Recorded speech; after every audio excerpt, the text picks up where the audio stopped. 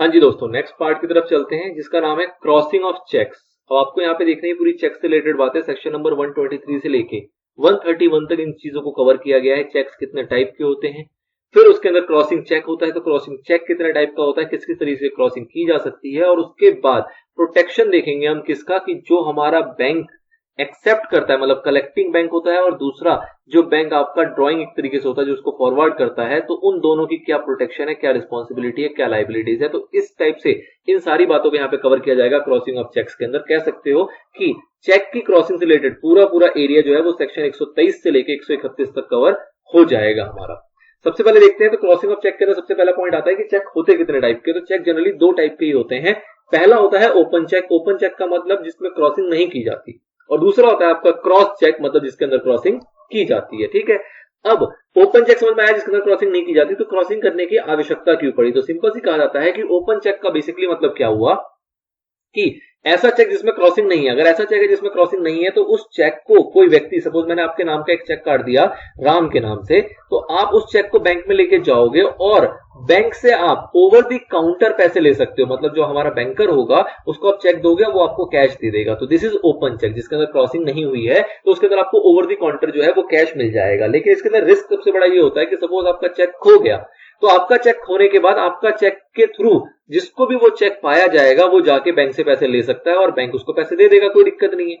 Even though जिसको ये check पाया है वो ये पाया हुआ चेक जो है वो किसी और को भी ट्रांसफर कर सकता है, जिसको हम कहेंगे होल्डर इन ड्यू कोर्स, और वो व्यक्ति भी जो है वो भी उस चेक के बिहाफ पे पैसे आराम से रिकवर कर लेगा। तो कहने का मतलब क्या हुआ कि कई सारे फ्रॉड और मिसहैपनिंग होने के चांसेस हो जाते हैं किसके अंदर, ओपन चेक के अंदर। जनरली आपने अगर सिक्योर तरीके से काम करना है तो आप कर सकते हो, ऑल्दो कोई दिक्कत नहीं है, बट कहीं ना कहीं ये सेफ नहीं रह जाता, तो इसलिए हमें जरूरत पड़ती है क्रॉस्ड चेक की। ठीक है, तो ये बात आपको समझ में आई कि ओपन चेक का मतलब क्या है। सिंपल है, ओवर द काउंटर आपको पैसे मिल जाएंगे, लेकिन रिस्की है कहीं ना कहीं कि अगर खो गया तो बहुत सी इसमें मिसहैपनिंग हो सकती है। चलिए जी, तो कह रहा है there are two types of cheque, एक ओपन चेक होता है, दूसरा क्रॉस चेक होता है। A check which can be presented to the banker and can be paid at the counter of the bank is called open check. If the drawer loses an open check, the finder of it may go to the bank and get the payment unless its payment has been stopped. ठीक है जी, अब ये हो सकता है कि suppose आपका check खो गया तो आपने बैंक वालों को मतलब इंटीमेट कर दिया कि भैया ये चेक नंबर का जो चेक था वो खो गया है, अगर ये प्रेजेंट होता है तो आप उसको ब्लॉक कर देना, स्टॉप कर देना, पेमेंट मत करना, तो उस केस में बच जाएगा। बट कहीं ना कहीं स्टिल ये रिस्की जो है वो हो जाता है।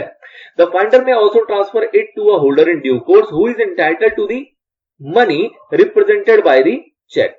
It was to prevent the losses incurred by open check getting into the hand of a wrong person. तो भैया इस चीज को गलत लोगों के हाथ में ना पड़े हमारा ओपन चेक, इसके लिए हमें जरूरत पड़ती है कि इस चीज की क्रॉसिंग की, कि भैया इसको क्रॉसिंग करा लो, कहीं ना कहीं आपका जो चेक है वो सेफ हो जाएगा। ठीक है जी, क्रॉसिंग का क्या मतलब है, तो कहा जाता है कि एक जो चेक है, एक जो आपका ये सपोज चेक है, तो इस चेक के कॉर्नर पे, मतलब लेफ्ट हैंड के टॉप कॉर्नर पे अगर आप इस तरीके से दो लाइन मार्क कर देते हो तो इस लाइन को कहा जाता है क्रॉसिंग।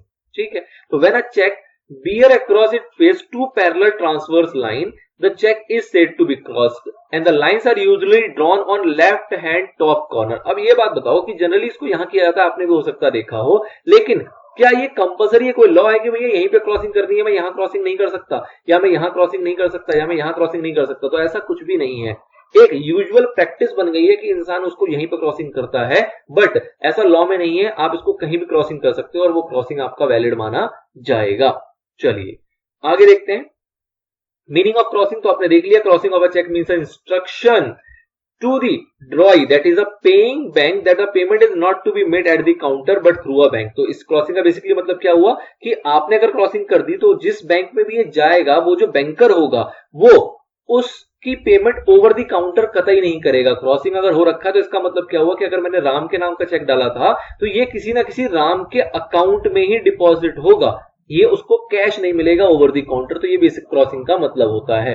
ठीक है, ऑब्जेक्ट ऑफ क्रॉसिंग क्या है, तो ऑब्जेक्ट क्रॉसिंग का यही है कि भैया आप एक तरीके से बैंक को वार्निंग दे रहे हो कि भाई साहब ऐसा है ना, ओवर द काउंटर पेमेंट करने की जरूरत मत कर देना, इसकी जो ट्रांसफर आपकी जो पेमेंट करनी है वो किसी ना किसी उस पर्सन के अकाउंट में ही जाएगी।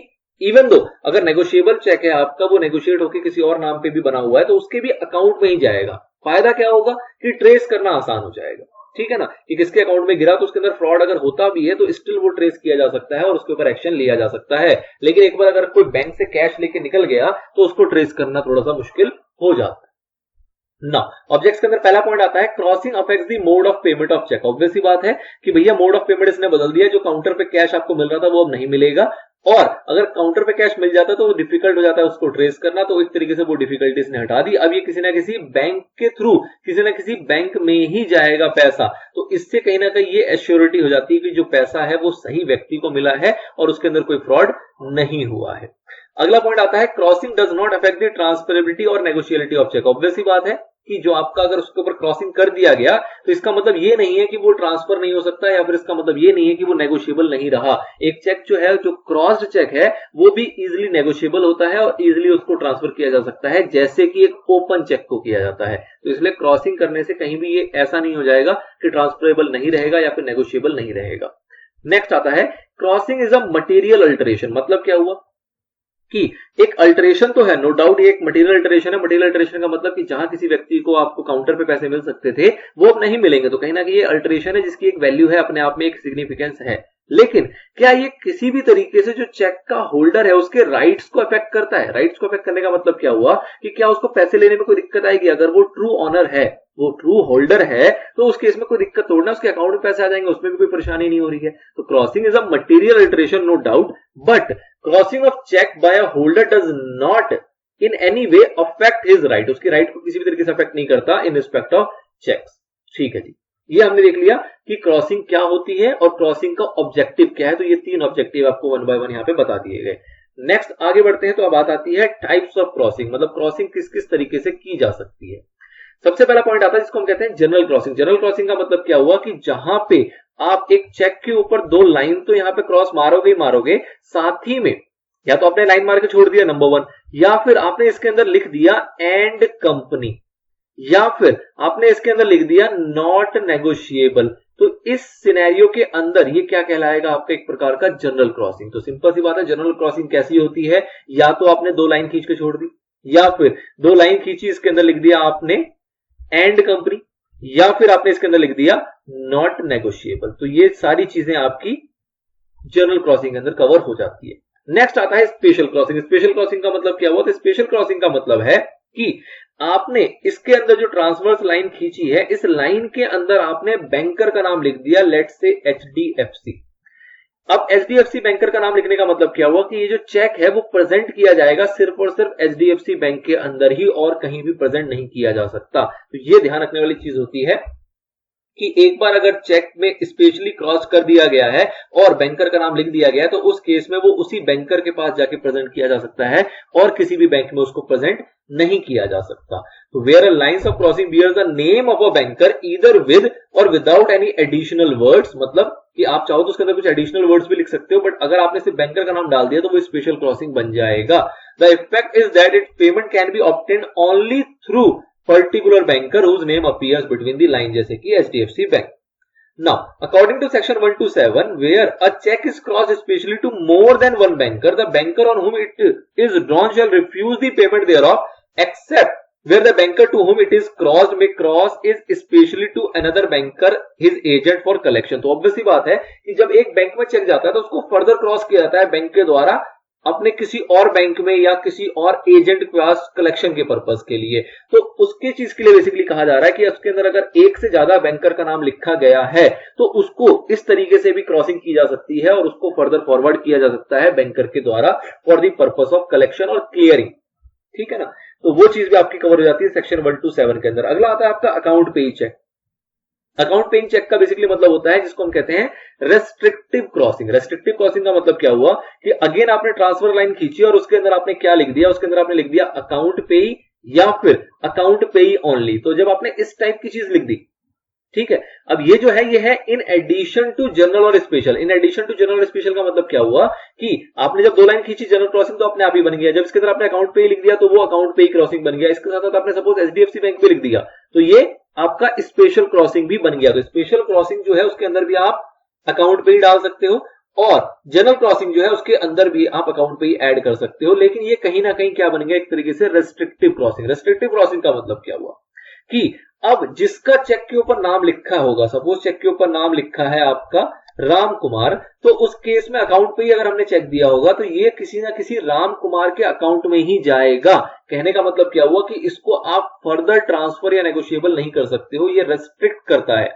मतलब कि फेस पे, चेक के फेस पे जिसका नाम लिख गया उसी के अकाउंट में क्लियर होगा और कहीं ये नहीं डल सकता, किसी और अकाउंट में इसको नहीं डाला जा सकता है।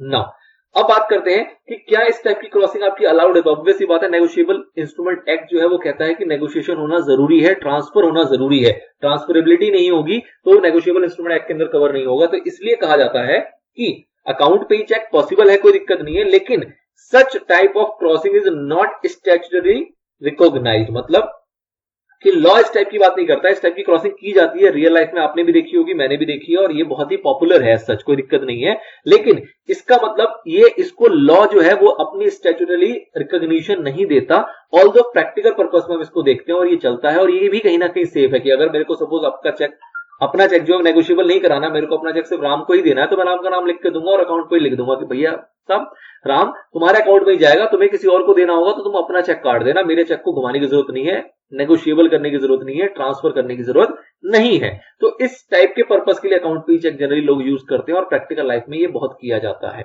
बट इसकी रिकॉग्निशन आपके लॉ के अकॉर्डिंग नहीं होती है। आगे बढ़ते हैं, आगे आता है नॉट नेगोशिएबल क्रॉसिंग। तो ये भी एक चीज वही है कि जहां पे आपने लाइन के बीच में लिख दिया क्या वर्ड, नॉट नेगोशिएबल। अब नॉट नेगोशिएबल आपने जनरल क्रॉसिंग के अंदर भी देखा था, तो वो उसका भी पार्ट है और ये अलग से भी इसको कंसिडर किया जाता है एक टाइप्स ऑफ क्रॉसिंग, जिसके अंदर हम कहते हैं नॉट नेगोशिएबल क्रॉसिंग। अब नॉट नेगोशिएबल का मतलब क्या हुआ कि इस टाइप के चेक को आप नेगोशिएबल नहीं करा सकते, लेकिन ये ट्रांसफरेबल है। मतलब ये जो चेक है ये नेगोशिएबल नहीं है, मतलब इसको नेगोशिएट नहीं किया जा सकता, लेकिन क्या इसको फर्दर आगे ट्रांसफर किया जा सकता है? तो बिल्कुल किया जा सकता है। क्या ये स्टैट्यूटरी क्रॉसिंग आता है? जैसे कि हमने अकाउंट पे ही देखा तो वो स्टैट्यूटरी पार्ट नहीं था, तो क्या नॉट नेगोशिएबल क्रॉसिंग जो है वो स्टैट्यूटरी क्रॉसिंग का पार्ट है या नहीं है? तो बिल्कुल ये जो है हमारे स्टैट्यूटरी क्रॉसिंग का पार्ट बन जाता है। तो not negotiable crossing means what, this requires writing of word not negotiable in addition to the two parallel lines. जो आपका जनरल क्रॉसिंग था उसके एडिशन में आपने नॉट नेगोशिएबल लिख दिया तो वो नॉट नेगोशिएबल क्रॉसिंग बन जाएगा।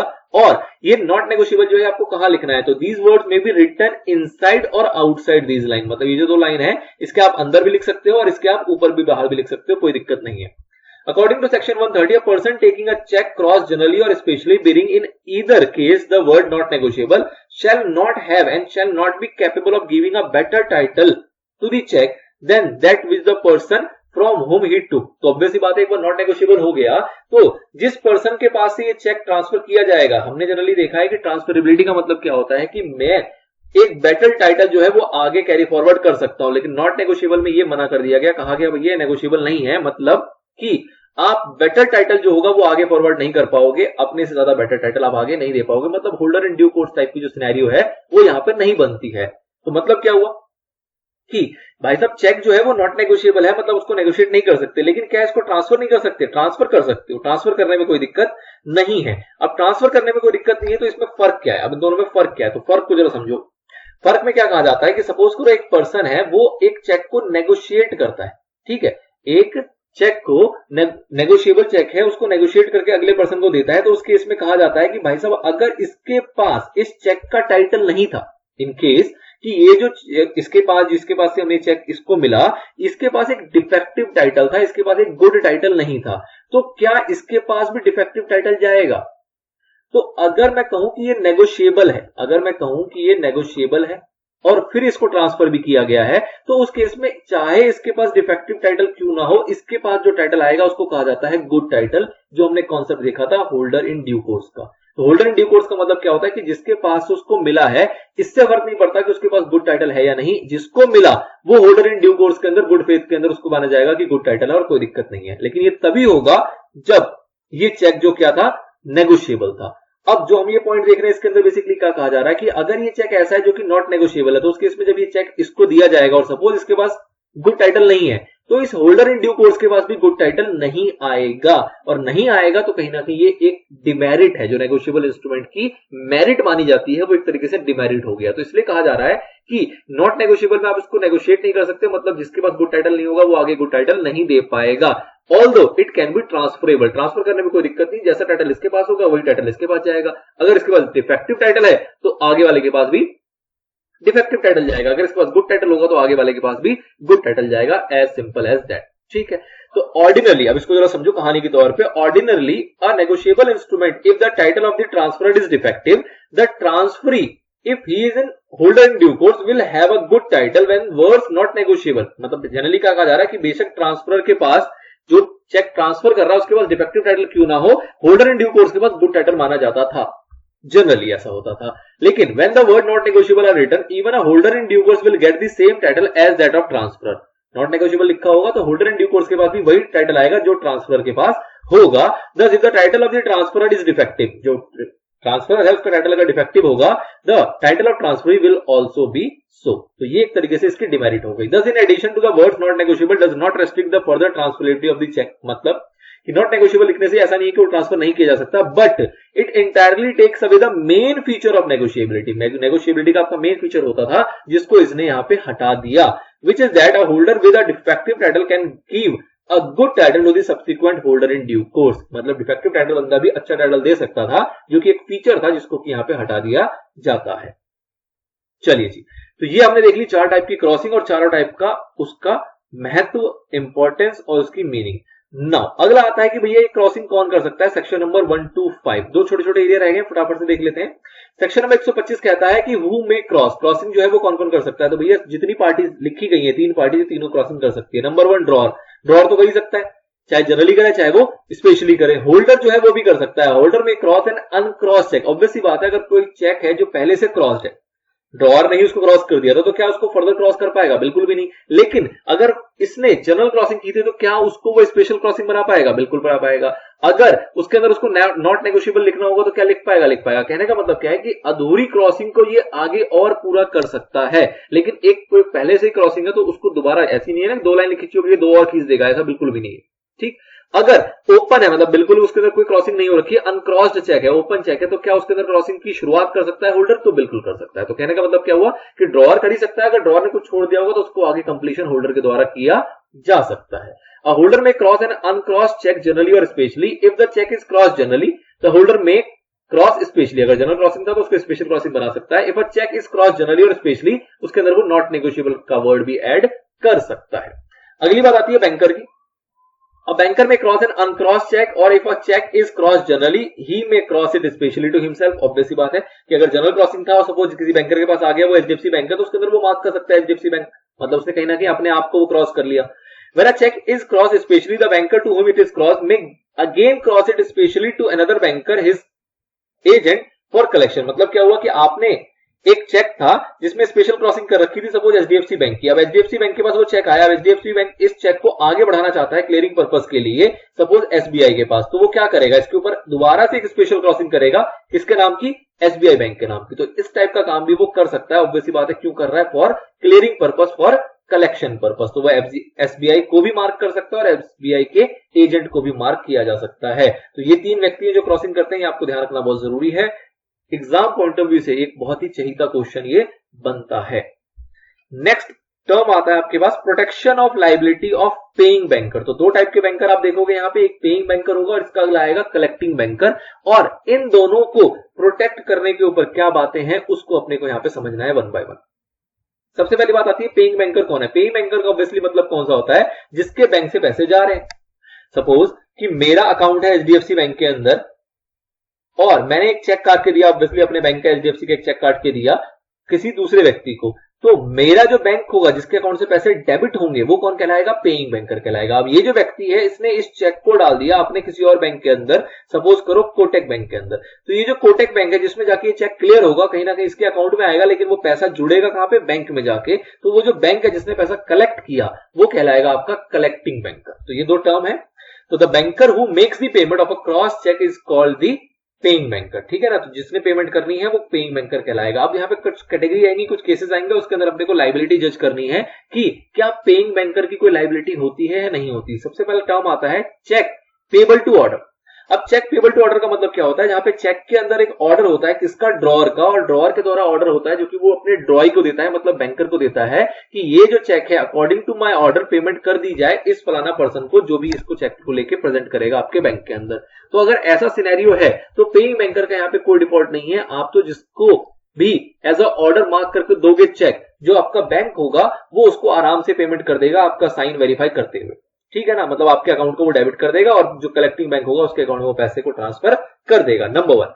नंबर 2, सपोज करो कि वो जो चेक बैंक के पास आया, जो कि चेक पेबल टू ऑर्डर था, उस चेक के ऊपर जो साइन है वो फ्रॉड तरीके से किया गया था, फर्जरी तरीके से किया गया था, या फिर जो पेई का पर्सन है, मतलब पेई एजेंट है, उसने बिना अथॉरिटी के साइन कर लिया था, मतलब कहीं ना कहीं मालिक से बिना पूछे वो फर्जरी वाला कांड क्या हुआ यहाँ पे। तो उस केस में क्या बैंक की कोई रिस्पॉन्सिबिलिटी होगी अगर चेक पेबल टू ऑर्डर होगा? तो बिल्कुल भी नहीं। ऐसा कहा जाता है कि आपका चेक हो या आपका फ्रॉड साइन का हो या आपके एजेंट ने आपसे बिना पूछे साइन करके दे दिया हो, बैंक को इन सबसे मतलब नहीं है। बैंक तो देखेगा साइन वेरीफाई करेगा, और अगर साइन मैच हो गया तो आपके ऑर्डर के अकॉर्डिंग वो पेमेंट कर देगा, और इसके अंदर बैंक का कोई रिस्पॉन्सिबिलिटी, कोई डिफॉल्ट नहीं माना जाता। अगला टर्म आता है चेक पेबल टू बियरर। अब बियरर का मतलब बेसिकली का मतलब क्या होता है कि बियरर चेक जो है, इसका मतलब कि जिसके हाथ में चेक है वो उसका मालिक है। तो बियरर चेक में तो और बैंक की कोई रिस्पॉन्सिबिलिटी नहीं आती, क्योंकि जिसके हाथ में भी चेक होगा, मतलब कहा जाता है once a bear always a bearer, मतलब एक बियरर चेक जो है वो जिसके हाथ में भी है उसको पेमेंट करने का पूरा राइट है, चाहे वो ऑनर के हाथ में हो चाहे वो किसी थर्ड पर्सन के हाथ में हो, बैंक को कोई मतलब नहीं पड़ता, क्योंकि वो बियरर चेक है। तो जो भी बैंक में प्रेजेंट करेगा उसको पेमेंट कर दी जाएगी। तो इसलिए अगर चेक पेबल टू बियरर होगा तो उस केस में भी बैंक जो है उसकी कोई यहां पे रिस्पॉन्सिबिलिटी नहीं आती, कोई लायबिलिटी नहीं आती है। वो तो देखेगा जिसके हाथ में चेक होगा उसके अकॉर्डिंग वो उसकी पेमेंट कर देगा विदाउट एनी फर्दर वेरिफिकेशन। क्यों? क्योंकि वो जो चेक है वो क्या है, एक प्रकार का बियरर चेक है। अगला कहता है payment of cheque crossed generally. Where a check is crossed generally, the banker on whom it is drawn shall not pay it otherwise than to a banker। मतलब कि अगर क्रॉसिंग की गई है तो क्रॉसिंग के अकॉर्डिंग ही पेमेंट की जाएगी, उसके अलावा कुछ और तरीके से पेमेंट नहीं की जाएगी। कहने का मतलब क्या हुआ कि अगर क्रॉसिंग की गई थी और उस चेक को लेके कोई बंदा कहता है कि मुझे ओवर द काउंटर आप पैसे दे दो, तो क्या जो पेइंग बैंकर होगा वो दे देगा? बिल्कुल भी नहीं देगा। क्यों? क्योंकि वो जनरल क्रॉसिंग है। तो इसका मतलब ही ये है कि आपके ये अकाउंट में ट्रांसफर किया जाएगा, आपको ओवर द काउंटर पैसे नहीं दिए जाएंगे। तो अगर उसने अकाउंट में ट्रांसफर किया है उस बैंकर की कोई रिस्पॉन्सिबिलिटी नहीं है। अगर वो बैंकर जो है वो ओवर द काउंटर पे कर देता है, मतलब इस जनरल क्रॉसिंग के रूल को फॉलो नहीं करता है, तो ऑब्वियसली पेइंग बैंकर जो होगा वो यहां पे रिस्पॉन्सिबल बन जाएगा। अगला आता है payment of cheque cross specially. Cross specially का मतलब क्या हुआ कि भैया किसी स्पेशल बैंक को क्रॉस किया गया था, तो जो आपका पेइंग बैंकर होगा, सपोज करो आपका जो बैंकर है वो है एचडीएफसी, लेकिन आपने जो स्पेशल क्रॉसिंग में नाम लिखा यहां पे वो लिखा था एसबीआई का, तो ऑब्वियसली बात है ये एचडीएफसी जो पेइंग बैंकर होगा ये उसमें चेक करेगा कि एसबीआई के अकाउंट में ही जमा हो रहा है कि नहीं हो रहा, और एसबीआई के अकाउंट में होगा तभी पेमेंट करेगा, अदरवाइज किसी और को पेमेंट वो नहीं करेगा। और अगर इसने इस रूल को फॉलो किया है तो इस पेइंग बैंकर की कोई रिस्पॉन्सिबिलिटी नहीं है, कोई लायबिलिटी नहीं रह जाती है। तो कहा जा रहा है where a cheque is cross specially the banker on whom it is drawn shall not pay it otherwise than to a banker to whom it is crossed or his agent for collection. मतलब जिसके लिए cross किया गया उसके अलावा किसी और banker को वो पेमेंट नहीं करेगा। Payment in due course of cross cheque. Payment in due course of cross cheque, इसका मतलब क्या है? सेक्शन नंबर 128 कहा रहा है where the banker on whom a cross cheque is drawn has paid the same in due course, the banker paying the cheque and the drawer thereof shall respectively be entitled to the same right and be placed in the same position in all respect as they would respectively be entitled to and placed in if the amount of check has been paid to or received by a true owner thereof। मतलब क्या हुआ? कहने का मतलब क्या है कि अगर एक क्रॉस चेक है उसकी पेमेंट की जा रही है, तो जो पेइंग बैंकर है और जो ड्रॉअर है कहीं ना कहीं वो दोनों के पास एक तरीके का सेम राइट है। सेम राइट का मतलब क्या हुआ कि ड्रॉअर ने चेक दिया, क्रॉसिंग करके दी, और पूरे रूल को बैंकर जो है आपका पेइंग बैंकर जो है वो पूरी तरीके से फॉलो कर रहा है। अगर पूरे तरीके से फॉलो कर रहा है तो उसके अंदर कोई भी डिफॉल्ट होता है तो उस केस में उस बैंकर की भी कोई रिस्पॉन्सिबिलिटी नहीं है, और एक तरीके से ड्रॉअर भी जो है उसके पास भी कोई रिस्पॉन्सिबिलिटी नहीं होगी, वो भी एक तरीके से पूरा ट्रूली लायबल होगा। तो कहीं ना कहीं इस टाइप का अगर कोई फ्रॉड यहां पे हो जाता है, एक फ्रॉड अगर हो जाता है क्रॉस चेक के सिनेरियो में भी, तो उस केस में बैंकर के पास भी, पेइंग बैंकर के पास भी और ड्रॉअर के पास, दोनों के पास सेम राइट होते हैं और दोनों के दोनों एक तरीके से सेम पोजीशन में माने जाते हैं, और वो दोनों के दोनों ट्रू ओनरशिप को देखते हुए ही इस एक्टिविटी को कंप्लीशन करते हैं।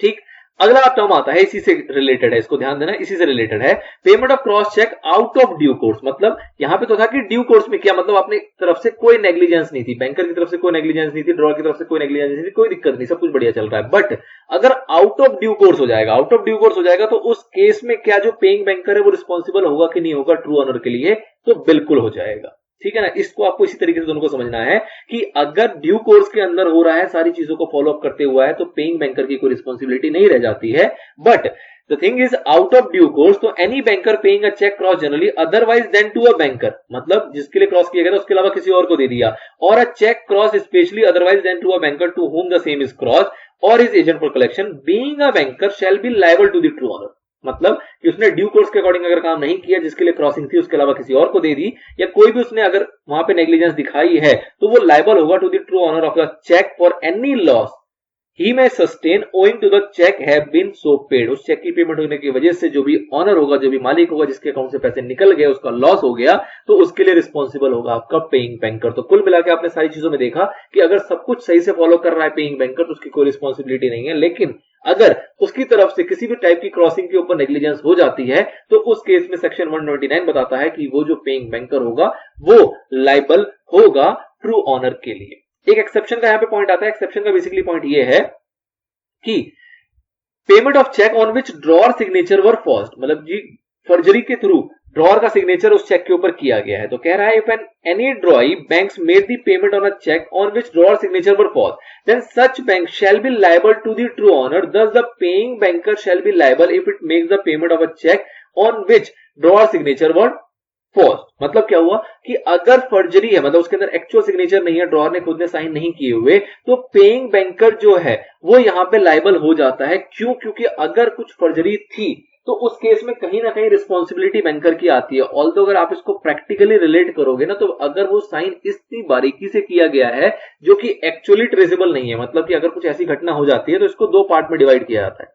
नंबर वन कि जहां पे बैंक की नेग्लिजेंस है, मतलब साइन मिल रहा था, मिलता जुलता था, लेकिन एक्चुअल साइन वो नहीं मिल रहा था, बैंक वालों ने ध्यान से नहीं देखा, या कोई भी उसके अंदर सिग्नेचर के ऊपर जो भी उनको वेरिफिकेशन वगैरह करनी थी वो उन्होंने नहीं की और पेमेंट कर दी, तो इस केस को कहते हैं negligence on behalf of paying banker. तो उस केस में तो आपका बैंकर ऑल्दो पूरा रिस्पॉन्सिबल हो जाएगा, लायबल हो जाएगा। बट इन केस वो इतनी बारीकी से, इतने सही तरीके से किया गया था कि पूरी ड्यू डिलीजेंस के बाद बैंकर ने चेक को रिलीज किया है, पेमेंट की है, और बैंक के पास वो प्रूव कर सकता है बैंकर कि उसका कोई डिफॉल्ट यहां पे नहीं है, तो उस केस में although bank will be liable यहां पे नहीं रहता है। ठीक है, चलिए, तो ये हमने देख ली सारी चीजें पेइंग बैंकर की। बहुत ही सिंपल है, आप अगर इसको समराइज करके समझोगे तो कुछ खास बात इसके अंदर निकल के नहीं आएगी। नेक्स्ट आता है payment protection of liability of the collecting banker. अभी बेचारा तो बहुत ज्यादा शरीफ है, पेइंग बैंकर तो फिर भी पैसे दे रहा है, तो उसके ऊपर काफी सारी रेस्ट्रिक्शन थी, बट कलेक्टिंग बैंकर का तो कुछ जा ही नहीं रहा, उसके पास तो पैसे आ रहे हैं ना, तो उसका तो कोई यहाँ पे डिफॉल्ट हो ही नहीं सकता। बस ध्यान क्या रखना है कि उसकी तरफ से कोई नेग्लिजेंस ना हो जाए और उसने जो काम किया है वो गुड फेथ के अंदर किया, बस इतनी सी बात ध्यान रखो, बात खत्म, और कुछ खास नहीं है इसके अंदर। क्या कह रहा है? The bank which receive the payment of a cross cheque on behalf of its customer is known as collecting banker. ये चीज आपने पहले समझ ली थी कि भैया जिस बैंक में पैसे आते हैं कस्टमर के बिहाफ पे, उसको हम कहते हैं कलेक्टिंग बैंकर। ठीक है जी। सेक्शन 131 क्या कहता है? Non liability of banker receiving the payment of cheque. जिसने चेक को रिसीव किया उसकी कोई लायबिलिटी नहीं होगी। कब? तब a banker who has in good faith and without negligence, दो इंपॉर्टेंट वर्ड है, गुड फेथ में काम किया और कोई नेग्लिजेंस नहीं है, receive the payment for a customer of a cheque cross generally or specially to himself shall not in case of title of cheque prove defective. कल को ऐसा होता है कि भैया चेक के अंदर कोई भी डिफेक्ट निकल के आता है, तो उस केस में वो लायबल नहीं है, incur any liability to the true owner of the cheque by reason only of having received such payment. मतलब क्या हुआ कि देखो जनरली होता क्या है, सपोज करो आप एक पर्सन हो, आपका बैंक है ये HDFC, ठीक है ना। अब दूसरा ये पर्सन है, इसका बैंक है SBI, ठीक है जी। अब आपने एक चेक इसको दिया था, अब इसके अंदर ये जो चेक इसके पास आया, इसने SBI बैंक में डाला। ये SBI बैंक जो है ये क्या है? ये कलेक्टिंग बैंकर है, ठीक है ना। ये जो SBI बैंक है ये इसको भेज देती है HDFC के पास कि भाई साहब ऐसे ऐसे चेक आया, इसको वेरीफाई करो और आप इसकी पेमेंट कर दो। तो this is what paying banker. अब जो रिस्पॉन्सिबिलिटी वेरिफिकेशन की सारी चीजों की वो किसके ऊपर है? HDFC के ऊपर। इसके पास तो इसने चेक भेजा और इसको इसके अगेंस्ट अगर सारी चीजें ठीक हुई तो इसने सब कुछ चेक करके इसको पेमेंट दे दिया, तो कलेक्टिंग बैंकर के पास चेक आ गया, ठीक है ना। अब कल को क्या ये पर्सन जो है वो SBI के पास आके बोल सकता है कि भाई साहब तुमने पैसे कैसे ले लिए, मेरे अकाउंट से तुमने पैसे कैसे निकाल लिए? ना, बिल्कुल नहीं बोल सकता। क्यों? क्योंकि भैया इसका पेइंग बैंकर ये है, ये जाके इससे मिलेगा कि बताओ मेरे अकाउंट से पैसे क्यों गए, कहां गए, किसके अकाउंट गए, वगैरह वगैरह। लेकिन SBI जो है वो किसी भी तरीके से इस ट्रू ऑनर के लिए रिस्पॉन्सिबल नहीं है, बशर्ते कि इस SBI ने काम जो किया है वो अपने इस कस्टमर के बिहाफ पे किया है, बिना किसी नेग्लिजेंस के किया है और गुड फेथ में किया है। ये सारी चीज अगर होगी मौजूद तो एसबीआई बिल्कुल सेफ है, मतलब जो कलेक्टिंग बैंकर है वो बिल्कुल यहाँ पे सेफ हो जाता है। ठीक है जी। In order to avail such protection, ये कहीं ना कहीं प्रोटेक्शन है इस कलेक्टिंग बैंकर के लिए, मतलब एसबीआई के लिए, तो उसको क्या करना पड़ेगा, the banker need to prove the following, banker को ये चीज प्रूव करनी पड़ेगी। क्या प्रूव करना पड़ेगा, that the banker had receive the payment of a cross cheque. ठीक है जी, मतलब जो इसके पास जो ये पेमेंट चेक आया था उस पर क्रॉसिंग बकायदा हो रखी थी, उसके बिहाफ पे उसको पेमेंट मिला है, नंबर 1। नंबर 2, जो कलेक्शन इसने किया है ये इसने अपने कस्टमर के बिहाफ पे किया। ऑब्वियस सी बात है, एचडीएफसी सॉरी जो कलेक्टिंग बैंकर आपका एसबीआई है, इसका कोई पर्सनल इंटरेस्ट थोड़ा नहीं, तो इसके बिहाफ पे कलेक्ट कर रहा है, इसका पैसा है जो इसने अपने अकाउंट में रखा हुआ है। तो कहीं ना कहीं बैंक का यहाँ पे कोई पर्सनल इंटरेस्ट नहीं होना चाहिए, किसी प्रकार का नेग्लिजेंस नहीं होना चाहिए, मतलब कि जो भी कलेक्शन किया गया है बैंक के द्वारा वो किया गया है कस्टमर के बिहाफ पे। और जो लास्ट पॉइंट आता है वो कि ऑब्वियस सी बात है, जो कलेक्टिंग बैंक ने इस पूरी कार्रवाई को किया है कलेक्शन वाली को, this is acted in a good faith and without any negligence, मतलब कि उसने काम बिल्कुल गुड फेथ में किया है, कोई भी फ्रॉड या किस टाइप का कोई भी इंटेंशन इस बैंक का नहीं था, और किसी भी प्रकार की कोई भी नेग्लिजेंस भी जो है वो इस कलेक्टिंग बैंकर के द्वारा नहीं की गई है। तो ये 3 चीज अगर इसने प्रूव कर दी है तो इसका कोई भी डिफॉल्ट यहाँ पे नहीं रह जाता, किसका, कलेक्टिंग बैंकर का। तो ये प्रोटेक्शन थी बेसिकली। तो आपको पूरा सिनेरियो ये समझना है कि भैया चेक की क्रॉसिंग कैसे कैसे होती है। सबसे पहले आपने देखा चेक कितने टाइप के होते हैं, उसके बाद जब आपने क्रॉसिंग वाला चेक देखा तो आपने देखा इसकी कितने टाइप की क्रॉसिंग हो सकती है। उसके बाद जब आपने देख लिया कि 4 टाइप से इसकी क्रॉसिंग हो सकती है, फिर आपने देखा कि कौन कौन है पार्टीज जो इसकी क्रॉसिंग कर सकते हैं, तो उसके अंदर आपने देखा कि 3 लोग थे जो इसकी क्रॉसिंग कर सकते हैं। उसके बाद जब क्रॉसिंग होगी तो last but not the least आपकी आई कि लाइबिलिटी तय करो इन दोनों लोगों की, किन दोनों लोगों की, पेइंग बैंकर की लाइबिलिटी और कलेक्टिंग बैंकर की लाइबिलिटी। तो इनकी लाइबिलिटीज, इनको कैसे प्रोटेक्ट किया जा सकता है, इनको क्या चीजें ध्यान में रखनी होती है, उसके ऊपर आपके 2 छोटे छोटे कॉन्सेप्ट और डिस्कस किए गए। ये सारी बातें थी आपकी related to crossing of cheques, जो कि हमने 1 बाय 1 कंप्लीट तरीके से यहाँ पे कवर अप कर लिया है। होप आपको चीजें सारी समझ में आई होंगी। स्टिल कोई डॉट अगर निकल के आता है तो कमेंट करें, कोशिश करेंगे उसको आने वाली वीडियोस के अंदर अपडेट करने का, और जितना जवाब कमेंट में दे पाएंगे उतने जवाब आपको कमेंट के थ्रू प्रोवाइड किए जाएंगे। मिलते हैं आपसे नेक्स्ट पार्ट के अंदर, जब तक के लिए गुड बाय, गुड लक।